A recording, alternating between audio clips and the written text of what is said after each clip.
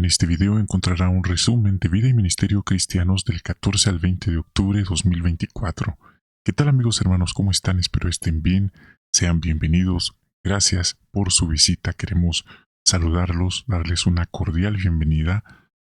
Para esta semana tenemos la lectura semanal, valga la redundancia, de Salmo 96 al 99. Y tenemos la primera sección, Tesoros de la Biblia, el discurso de los tesoros que lleva por tema Proclamemos las buenas noticias. Y de las formas que hay de predicación, las facetas o métodos, ¿cuál diría usted que es la más efectiva? ¿Los carritos, de puerta en puerta, la predicación informal, predicación por carta o por teléfono? Bueno, nos centraremos en una forma bastante efectiva. Luego, en Perlas Escondidas, estaremos respondiendo la pregunta ¿a qué se refiere la expresión una canción nueva y en qué contexto se utiliza? Luego saltamos a nuestra vida cristiana y cada congregación estará observando el informe 6 del cuerpo gobernante, sustituyendo las necesidades de la congregación. Y finalmente concluimos la reunión con el estudio del libro de esta semana. Es un tema bastante profundo, delicado, y no es nada más de pregunta, respuesta tal, implica entender la seriedad de la información y la implicación que puede tener ese tema en nuestro día a día que estaremos viendo en esta lección 16 y párrafos 10 al 18. Son bastantes párrafos, pero es información muy sustanciosa e importante, especialmente para aquellos hermanos que creen que han entendido equivocadamente que cualquier cosa mala que nos pase hay que dejarlo todo en manos de Dios.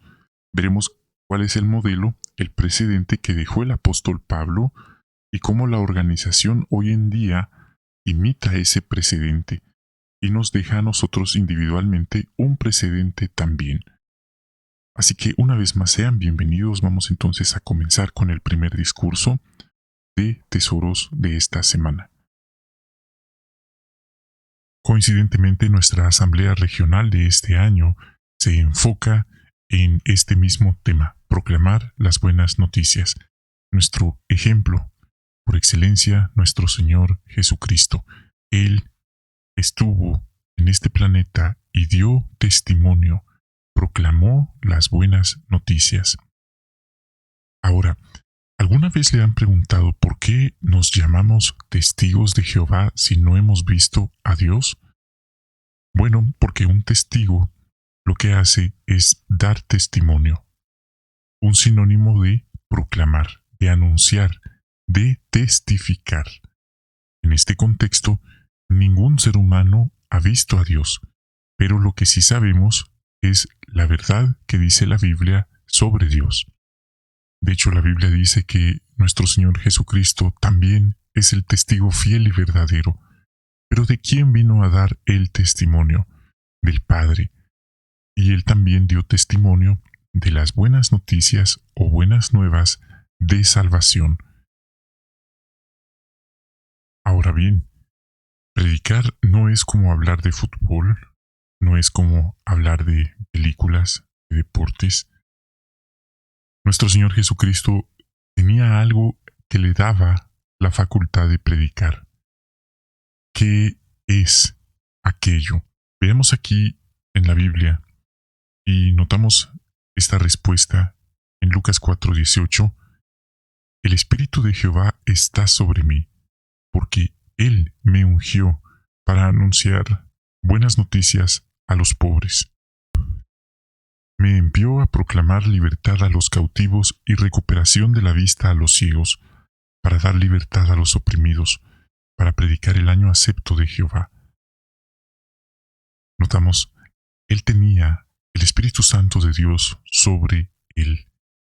Y hoy también nosotros necesitamos Espíritu Santo para predicar, sin importar nuestra condición económica, condición física, nuestra capacidad intelectual, lo que necesitamos es Espíritu Santo.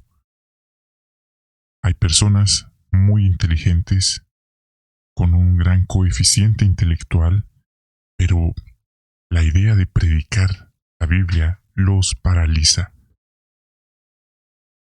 Así que esto nos enseña que el que nuestros hermanos y hermanas, especialmente las hermanas que son un ejército numerosamente más grande, predican, no es porque no tienen nada mejor que hacer, no es porque no tienen trabajo en casa, sino más bien es porque aman mucho a Jehová y su Espíritu Santo las mueve a predicar.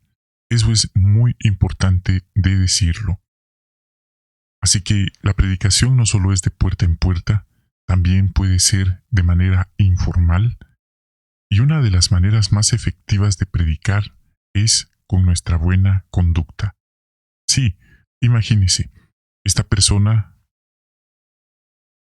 mira a los hermanos predicando, pero alguien por ahí ve que está ayudando a esta vecina. Esa es una de las mejores formas de predicar, con el ejemplo. Ahora, pensemos que fuera de otra manera.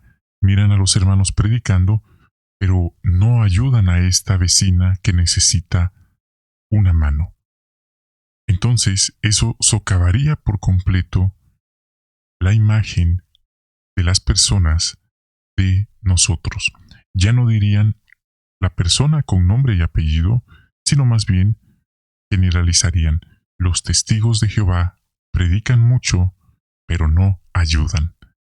Bueno, nosotros podemos ayudar a cambiar eso con nuestra buena conducta, siendo bondadosos, siendo amables, por supuesto, haciendo el bien, sin mirar a quién, donde sea que estemos. Podemos hablar a otros de las buenas nuevas. Las personas podrían decir: ¿por qué nosotros somos diferentes? ¿Por qué no decimos palabrotas como los demás hacen? Aquí el Salmo 96:2 nos invita a cantarle a Jehová, a bendecir su nombre, a proclamar día tras día las buenas noticias de su salvación. La idea de predicar no significa que debamos ponernos una playera o un traje que tenga JW en el lado frontal, en el lado reverso. Más bien es con nuestra buena actitud, con nuestra buena conducta en medio de las personas. Y de esa manera nos estamos recomendando como ministros, dice la Biblia. Hay hermanos que aprovechan en sus conversaciones para ofrecer cursos bíblicos, para recomendar a alguien más un curso bíblico, un curso de la Biblia, clases de la Biblia. Tenemos también el Salmo 96, 12 y 13. Este salmo nos dice que estén felices los campos y todo lo que hay en ellos. Y al mismo tiempo todos los árboles del bosque griten de alegría delante de Jehová, porque viene para juzgar a la tierra. Juzgará a la tierra habitada con justicia y a los pueblos con su fidelidad. Esto no quiere decir que vamos a ir a decirle a cada persona que se va a ir en el Armagedón, pero sí implica ser honestos, enseñar que durante el día del juicio volverá a haber justicia en la tierra y que sí, viene un período en que Dios traerá su juicio sobre este sistema corrupto y dará a cada quien lo que es debido. Algunas personas, al escuchar esto, probablemente les dé risa, probablemente se burlen, como pasó en los días de Noé. Otras personas probablemente se sientan, por así decirlo, impelidas a reflexionar, como una sacudida. ¿Qué están haciendo con su vida? Si murieran hoy, ¿qué pasaría con ellos? Esa es una pregunta trascendental.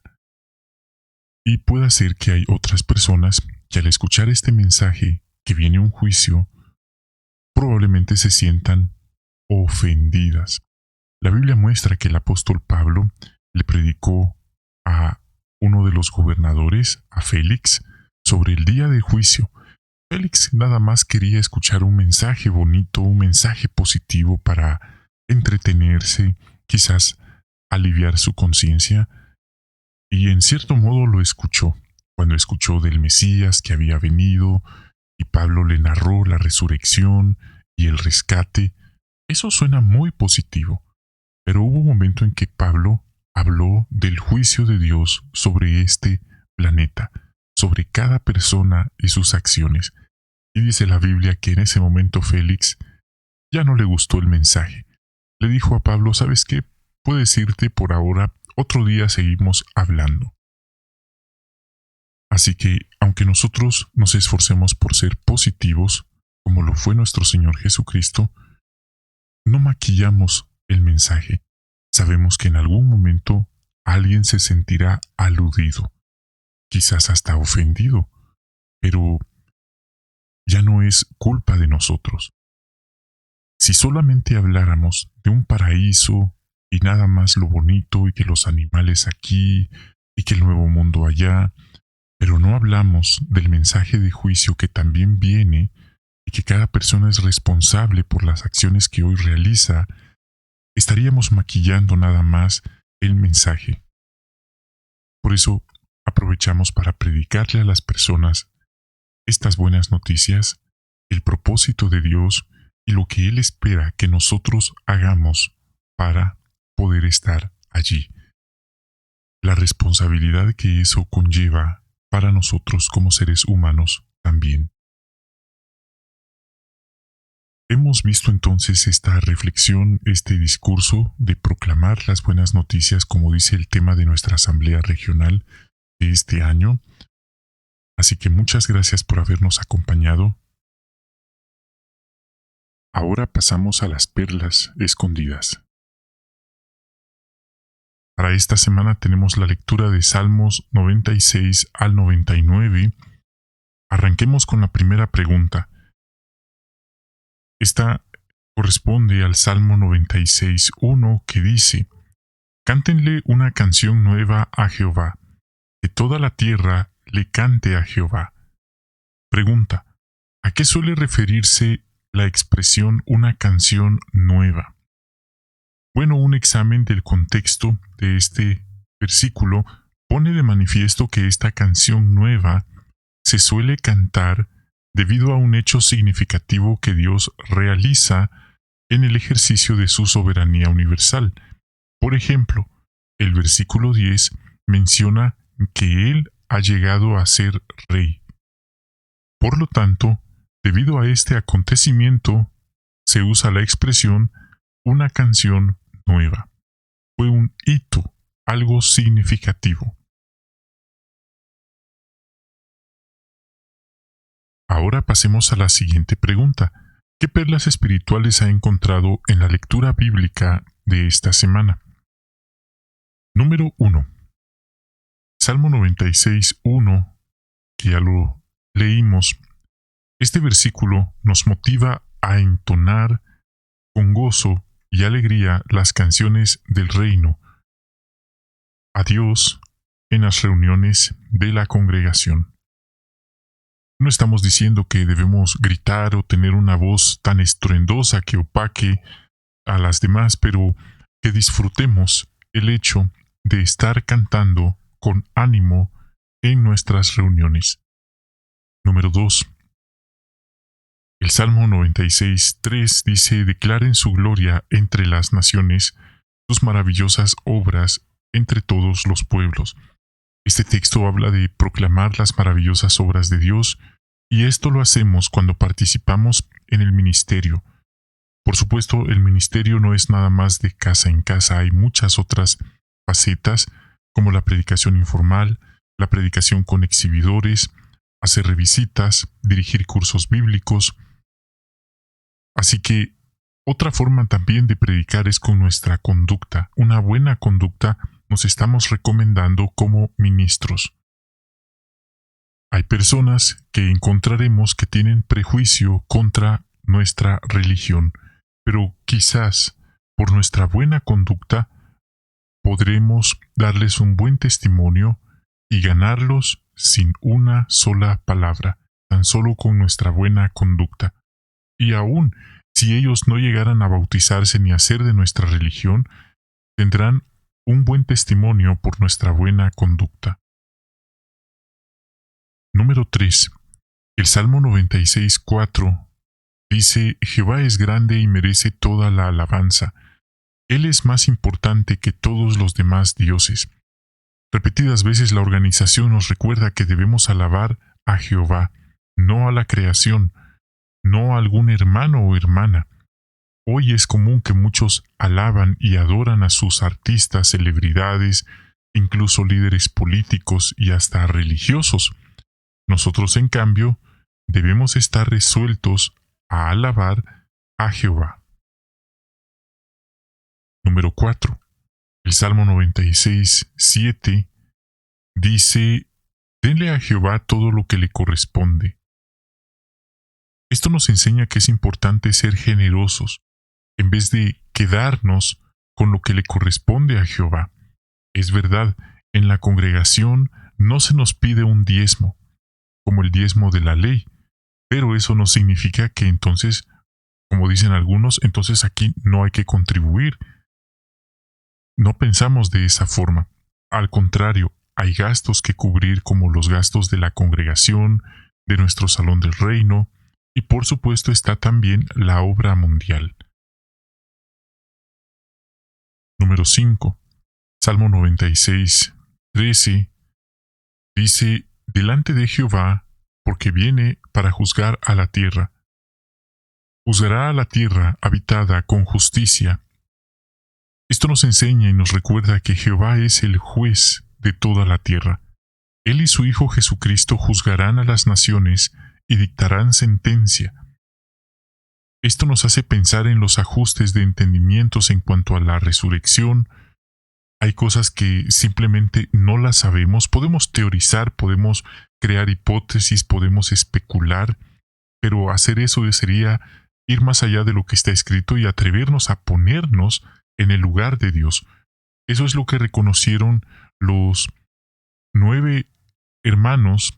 Ahora son 11, pero en el momento en que dieron este entendimiento eran 9 los que dirigen la obra mundial, y ellos dijeron que no estaba bien y que por lo tanto, en vez de ir más allá de lo escrito, hicieron ajustes y dijeron que dejamos esto en manos de Jehová y de su Hijo, y sabemos que ellos harán lo correcto.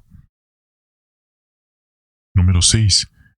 Salmo 97:1 dice: Jehová ha llegado a ser rey, que se alegre la tierra, que se alegren las numerosas islas. Esto nos hace pensar en personas que habitan, que viven en islas remotas, y son personas merecedores. Y muchos hermanos han hecho sacrificios bajo su propia cuenta, riesgo, y por supuesto bajo su propio bolsillo, es decir, ellos costean de su propia bolsa para ir allá a predicar y ayudar a tales personas en sentido espiritual. Número 7. El Salmo 97:1 nos recuerda la biografía del hermano Jeffrey Jackson, miembro del cuerpo gobernante. La biografía empezaba diciendo con este texto como encabezamiento: que se alegraran todas las islas. Esta biografía, si usted no la ha leído, está en la revista de agosto 2015, La Atalaya de Estudio, y el hermano predicó en varios lugares, en varias islas, y ha promovido la traducción de idiomas de manera significativa. Número 8. Salmo 97:9 dice: Porque tú, oh Jehová, eres el Altísimo sobre toda la tierra. Estás en una posición elevada, muy por encima de todos los demás dioses. Esto nos recuerda que estamos hechos a la imagen de Dios, pero eso no significa que estamos al mismo nivel de Dios o que debamos igualarnos a Él. Más bien, sin importar si alguien participa de los emblemas y cree ser ungido o de las otras ovejas, debemos reconocer que Dios es el Altísimo sobre toda la tierra y que no estamos al mismo nivel. ¿Por qué menciono esto? Porque hay personas que a veces se igualan y hasta pretenden ellos darle órdenes a Dios. Imagínense, qué atrevimiento. Número 9. El Salmo 97:10 dice: Oh, ustedes que aman a Jehová, odien lo que es malo. Él protege la vida de sus leales, los rescata de las manos del malvado. Esto nos enseña que no basta con saber lo que es malo. Muchos saben que no deben conducir viendo el celular, pero igual lo hacen. Muchos saben que fumar es dañino para el cuerpo, pero igual lo hacen. ¿Notó? Solo lo saben, no lo hacen. Así que, en nuestro caso, no solo es saber, sino odiar. Eso explicaría por qué hay hermanos que tienen un gran conocimiento y han llegado a cometer errores aborrecibles en la congregación. Así que esto va más allá, abarca nuestros pensamientos, los videos que vemos en el celular, incluso los videojuegos. Sabemos que esto es una lucha.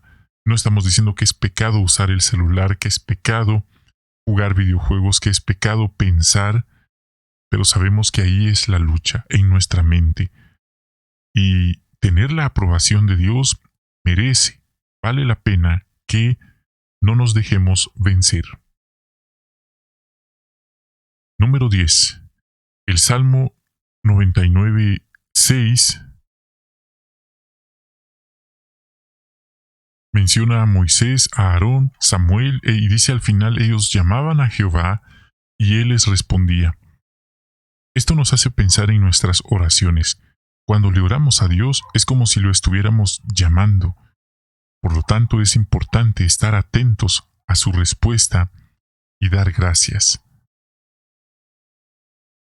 Estas fueron algunas de las perlas para esta semana.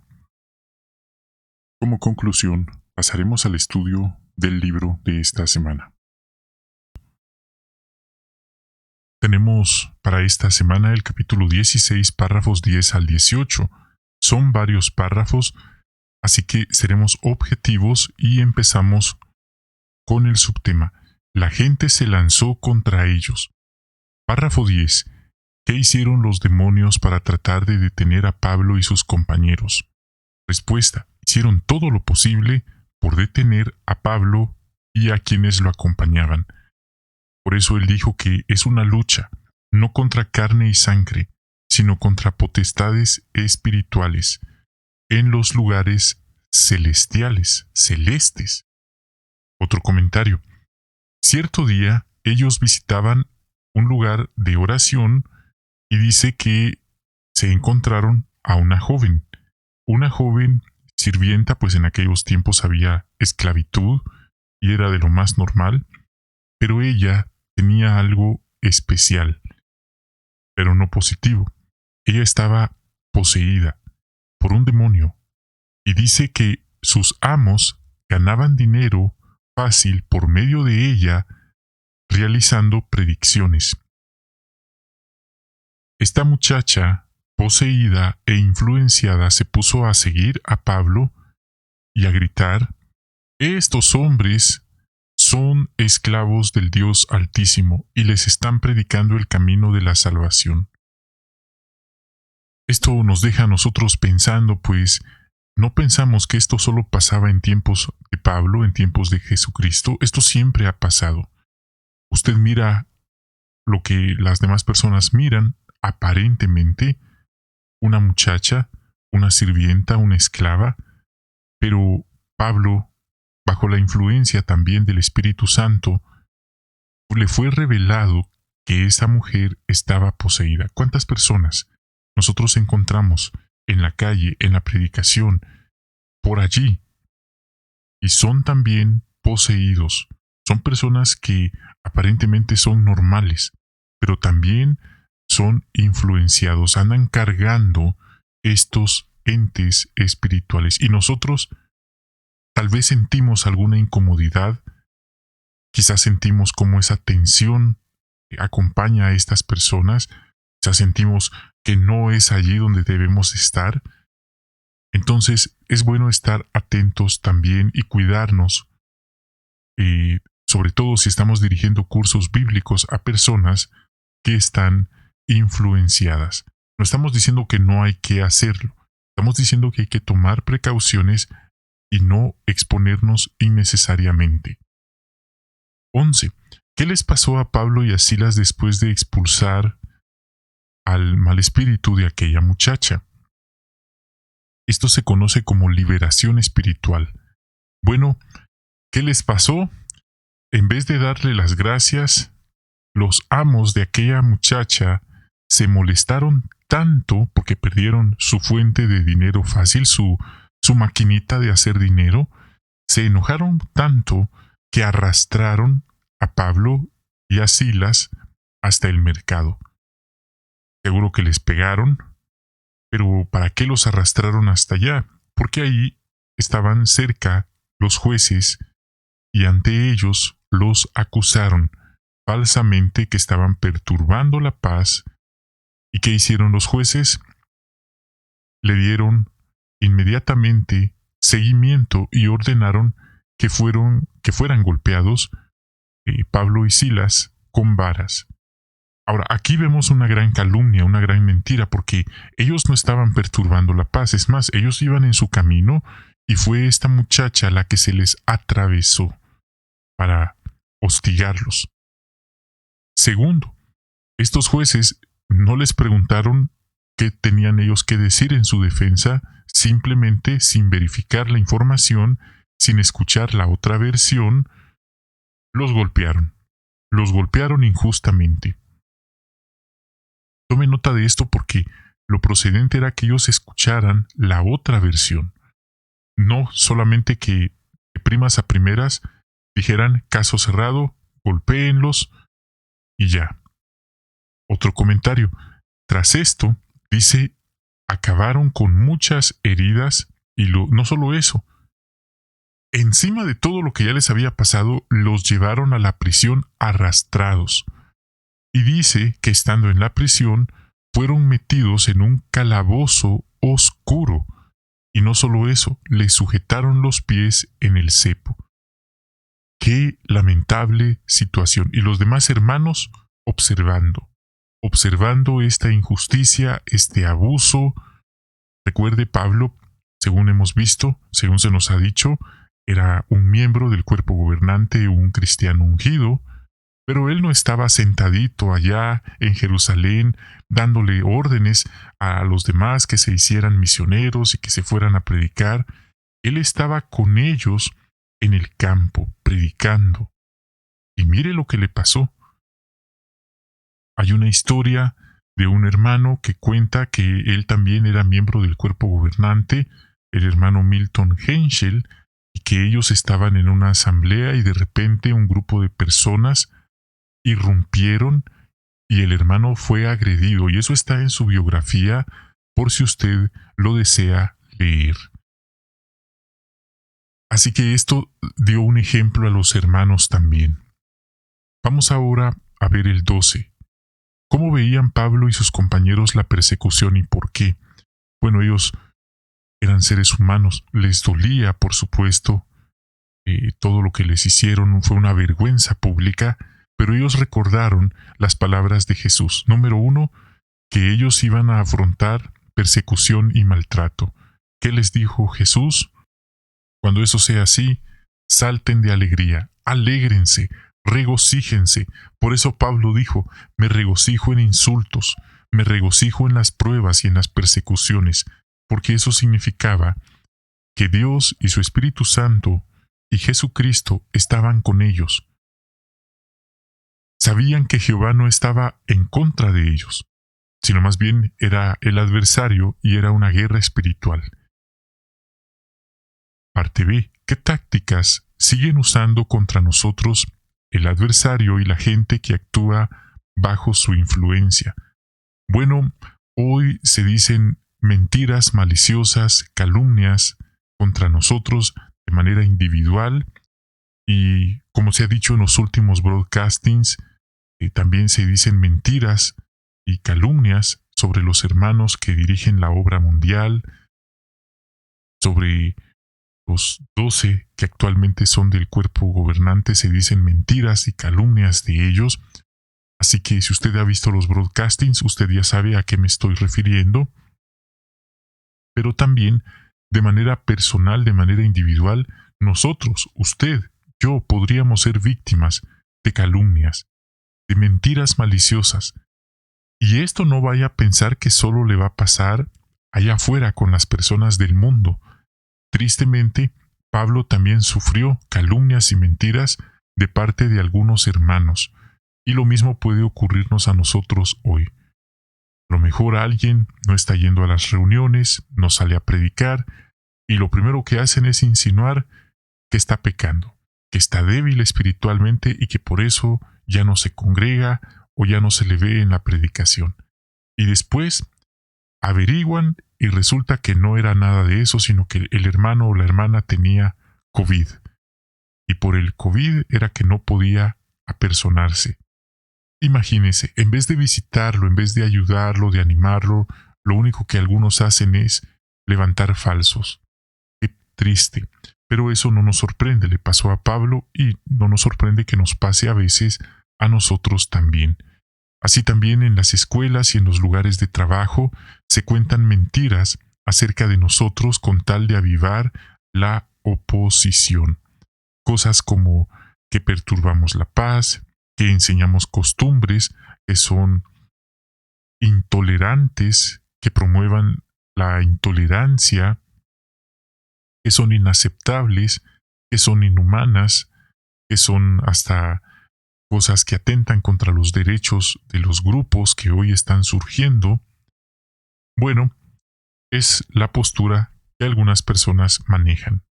Pero eso no significa que esté bien lo que ellos dicen, y menos que recurran a mentiras maliciosas para defenderse. Subtema: enseguida fueron bautizados. 14a. ¿Cómo ayudaron Pablo y Silas al carcelero? Bueno, ellos le dieron... Disculpen, me salté al 14, pero en realidad nos toca el 13.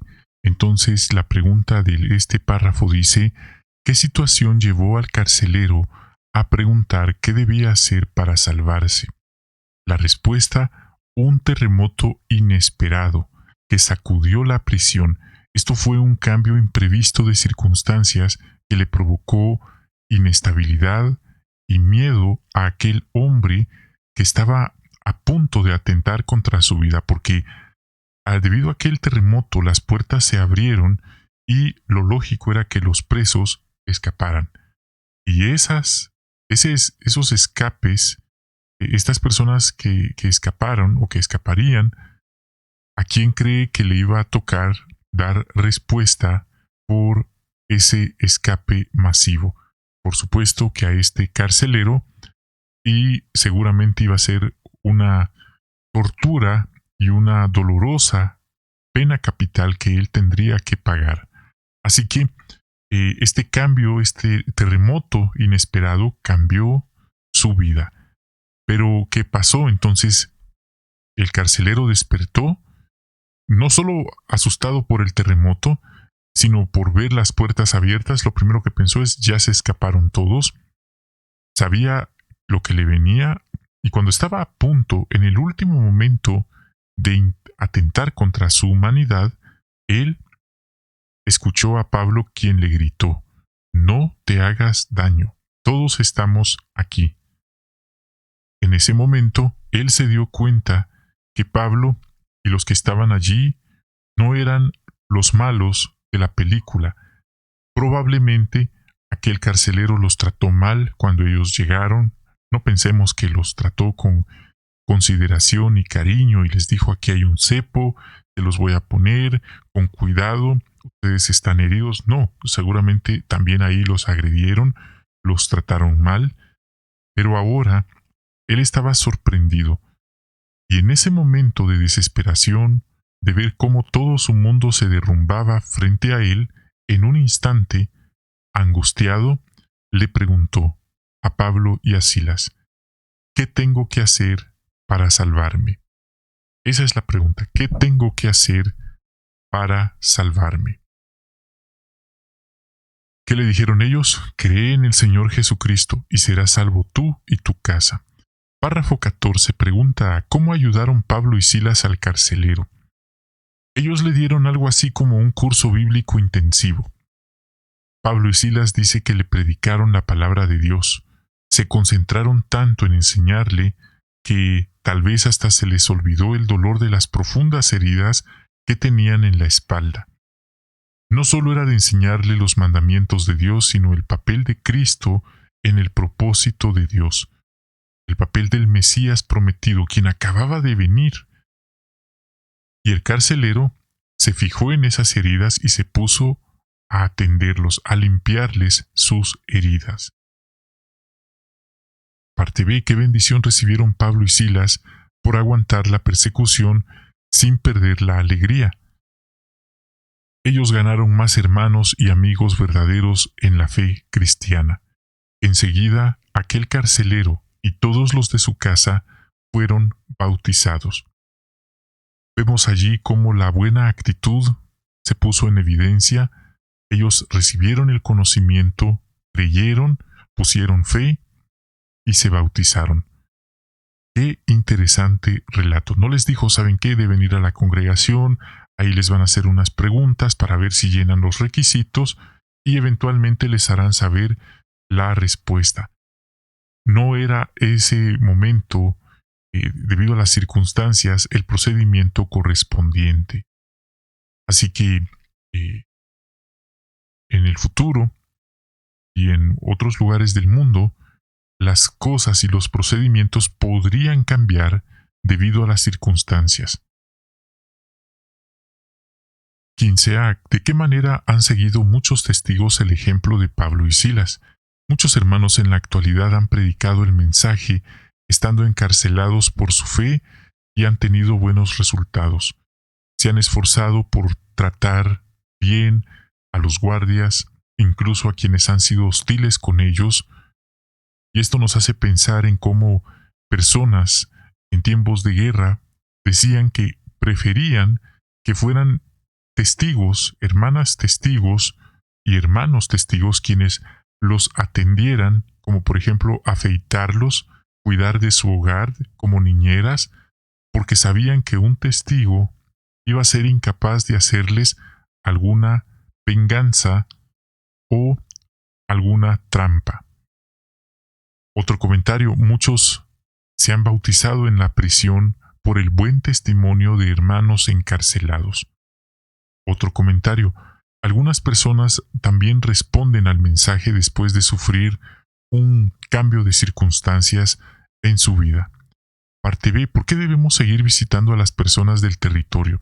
Porque algunas personas sufren cambios de circunstancias, terremotos, como le pasó al carcelero, terremotos que sacuden su vida y se dan cuenta que la vida es incierta y hay personas que a veces intentan atentar contra su vida y hay experiencias de hermanos que llegaron justo en el último momento y así se salvaron vidas.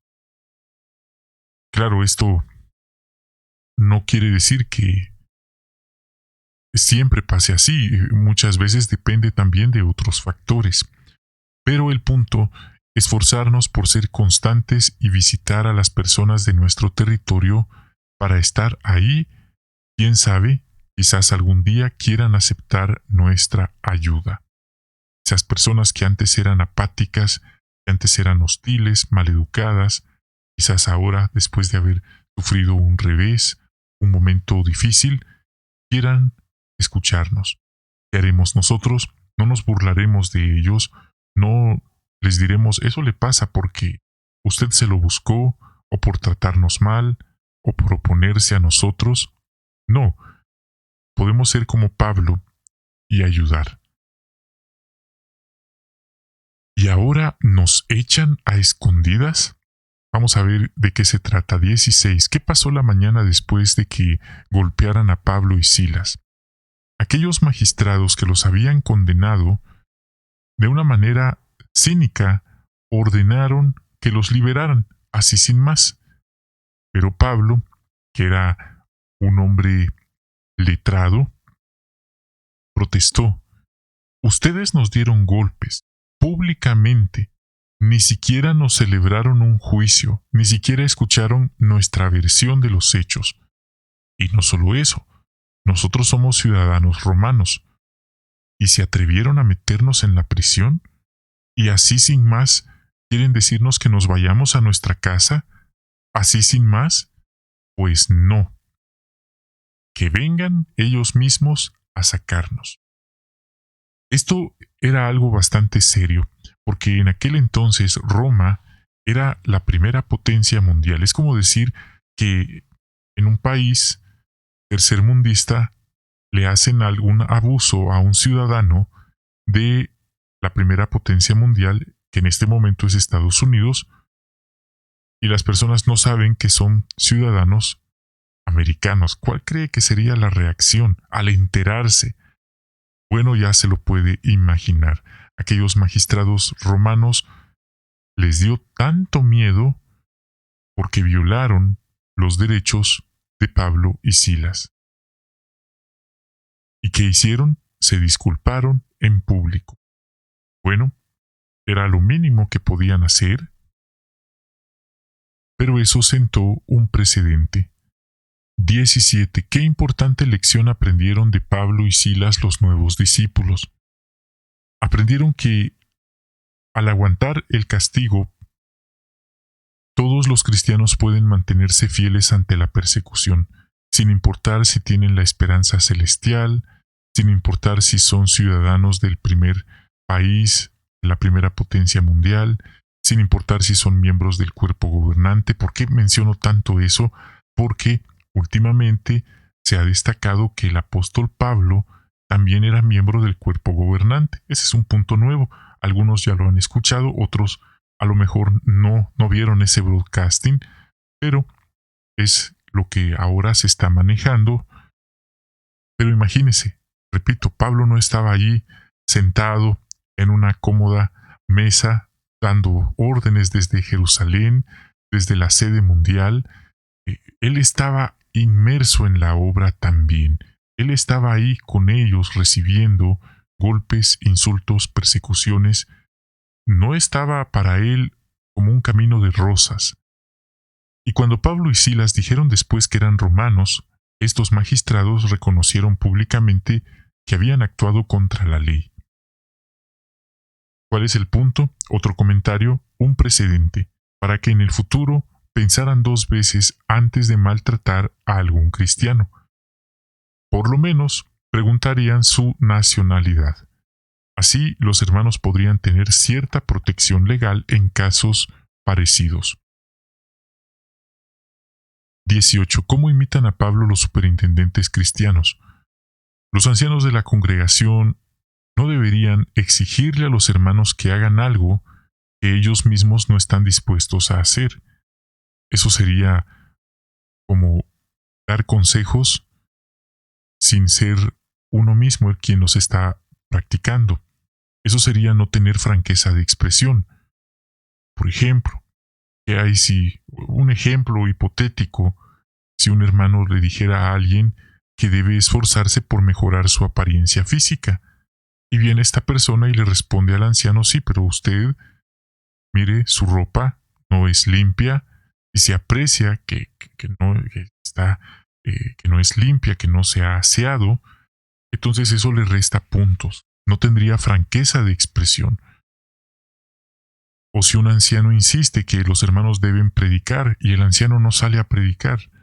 El anciano insiste que hay que donar a la congregación, que hay que hacer donaciones monetarias, que hay que ayudar a los demás, y él no ayuda a nadie. Él nunca dona a la congregación, porque algunos hermanos creen que por ser ancianos no tienen que donar a la congregación, solo recoger las donaciones. Eso es falso. Hasta los levitas en el templo donaban, con cuánta más razón. Y esto le da más franqueza de expresión a un hombre espiritual que él también contribuya económicamente a ayudar a mantener la congregación. Así que, igual que Pablo, es bueno pensar bien cómo y cuándo usaremos nuestros derechos legales para recibir protección. Esto también es importante, porque hay algunos hermanos que piensan que por ser testigos, nosotros no tenemos que nunca decir que no, nunca debemos pedir ayuda legal, que debemos callarnos, debemos dejar que nos hagan injusticias, pues eso es hasta antibíblico. Es verdad que en ocasiones, si el asunto no es tan grande, se puede dejar así. Pero algunos hermanos tienen esta mentalidad tan retrógrada de decirle a los demás hermanos cuando sufren delitos, cuando son víctimas de delitos o de abusos, y esta es una mentira, muchos dicen, es déjelo en las manos de Jehová. Usted confía en que Jehová le hará justicia. Ahora yo le pregunto, ¿es así como la organización piensa? La respuesta es no. La organización tiene un departamento legal que hasta elevan casos al Tribunal Supremo de Derechos Humanos, al Tribunal Europeo de Derechos Humanos, sobre situaciones y abusos que ellos han sufrido en determinados lugares. Uno podría decirles, entonces, ¿por qué no lo dejan en manos de Jehová? Porque aquí está el precedente bíblico. Repito, hay casos que realmente sí lo ameritan, pero si alguien me vio feo, tal vez no me quiso saludar, no vamos a armar una tormenta por un asunto tan pequeño. Pero si en la congregación ocurrió un abuso, jamás un anciano, y mucho menos un superintendente, debería insinuar a la víctima o a la familia de la víctima que no debería denunciar porque va a manchar el santo nombre de Jehová o el nombre de la congregación. Déjeme decirle que esos argumentos son completamente hasta diabólicos, hasta antibíblicos. La Biblia no promueve eso, Pablo no lo promovió y de hecho la organización da instrucciones a los ancianos que jamás deben persuadir a una hermana o hermano que ha sufrido algún delito o algún abuso de no pedir ayuda legal. Ahí está el punto. Pero a veces, como no leemos, como no sabemos nuestros derechos, otros pueden pasar encima de ellos, de estos derechos. Este es un asunto muy delicado. No es cualquier cosa, son realidades que en cualquier momento podrían ocurrirnos, podrían pasarnos. Y por supuesto que le voy a decir algo más, la Biblia dice, estamos hablando de principios bíblicos, la Biblia establece que Jehová detesta, abomina a cualquiera que defiende a un culpable, a cualquiera que declara inocente a un culpable. Y también dice que Jehová detesta a cualquiera que declara culpable a un inocente. Así que los ancianos tienen una seria responsabilidad de cómo actúan en la congregación. Hermano, ¿dónde dice eso la Biblia? Proverbios 17:15, 18:5, 24:23 y hasta Isaías 5:25 que habla de un ay para los que dicen que lo bueno es malo y lo malo es bueno. En algunos casos, algunos lugares, algunos países sí exigen, obligan a la organización, a los ancianos que si ocurre un abuso, algún delito, los ancianos tienen la obligación de ir a denunciar, de ir a ponerlo en conocimiento de las autoridades. Y si ellos no lo hacen o intentan persuadir a la víctima de no hacerlo, hasta los ancianos podrían acabar denunciados por ser cómplices. Así que es algo bastante serio. Nosotros podemos poner en alto el nombre de Jehová o podemos ponerlo por los suelos por querer hacer cosas que según nosotros están bien. Bueno, hermanos, todo esto sale por este tema de cómo pueden los ancianos imitar a Pablo. Es algo bastante serio. Esto he dado ejemplos específicos, ejemplos de la vida real, ejemplos de situaciones reales que han ocurrido. No son inventos, no son ocurrencias, cosas que hemos visto con nuestros ojos, no que nos las contaron. Así que es algo bastante serio. Esperamos que esta información les sea de ayuda y sobre todo que no les toque pasar una situación de estas. Parte B. ¿Cómo defendemos y establecemos legalmente las buenas noticias? Como dice el párrafo, la organización no piensa, vamos a dejar que nos hagan injusticias y dejamos los asuntos en manos de Jehová. Al final Jehová se encarga de hacer justicia. No, la organización tiene un departamento legal en cada sucursal, en cada Betel, un departamento legal con abogados, testigos, no testigos, que ellos defienden a capa y espada a la organización. Ellos están dispuestos a hacer lo que sea necesario con tal de defenderla. Recurren a los tribunales locales. Si les va mal en un primer tribunal, lo que hacen es apelar a tribunales nacionales, y si ahí les va mal, también apelan a tribunales internacionales como el Tribunal Europeo de Derechos Humanos, y esa ya sería la última instancia, humanamente hablando. Puede hacer que ahí les vaya bien, o puede hacer que ahí se cierre el caso. Dice aquí, no buscamos hacer reformas sociales. Queremos hacer lo que Pablo dijo, defender y establecer legalmente las buenas noticias. Entonces, es un tema bastante amplio, bastante delicado. No es solo de decir, nosotros estamos bien y el mundo está mal. También adentro podrían ocurrir situaciones como las que ya mencioné, y quizás ahí hay un conflicto interno porque las políticas de la organización entran en conflicto con las leyes. Entonces ahí es donde la cosa se complica, y eso puede llevar a sugerencias de cambios de políticas y de procedimientos. Es algo bastante serio, bastante delicado. Así que hasta aquí este video, hasta aquí lo vamos a dejar. Así que gracias por habernos acompañado en este resumen, en este análisis de la información para esta semana. Así que deseamos que tengan un magnífico día y encontrarnos muy pronto con una nueva transmisión.